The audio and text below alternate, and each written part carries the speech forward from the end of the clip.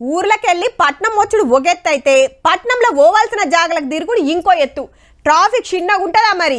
LB నగర్లో దిగినామంటే ఆడికెళ్ళి 2-3 బస్సులు మారి కూకట్పల్లికో బోరబండకో పోవాలంటే సాల్ అయ్యేది. కానీ గది వచ్చిన కాంచి మస్తు అలకగైందబ్బా. రప్పున పోతున్నారు, జప్పున తీసుకొస్తున్నారు. దినాంగా రూట్లలో తిరిగేటోళ్లకు మస్తు ఫాయిదా. సిగ్నల్ తిప్పలేవు, ట్రాఫిక్ బాధలు లేవు, రయ్యిన ఉరుకుడే.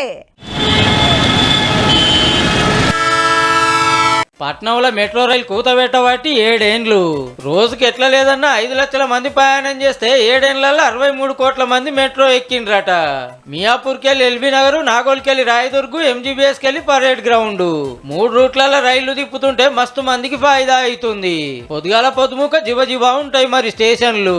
ఆఫీసులకు పోతోళ్ళకు ట్రాఫిక్ తిప్పలు లేకుండా అల్కటి ప్రయాణం. ఎక్కి కూర్చున్నాం అంటే హైదరాబాద్ అందాలు చూసుకుంటా ఫోన్లలో ముచ్చట పెట్టుకుంటూ ఆరాంగా తిరగొచ్చు. సీట్ దొరకకుంటే నిలబడ్డా యాస్ట్ అనిపించేది. కళ్ళు మూసి తెరిసే లోపట్నే దిగాల్సిన స్టేషన్లు వస్తుంటాయి. ఇక హైదరాబాద్ లో ఆనబడ్డదంటే బండి పక్కకు పెట్టి మెట్రో ఎక్కాల్సిందే. ఎండాకాలంలో రికార్డుల మీద రికార్డులు కొట్టింది. ఎండకాకకు బండ్లు ఎక్కి తిప్పలబడేందుకని చల్లటి ఏసీ రైల్లో ప్రయాణం చేసిండ్రు చాలా మంది.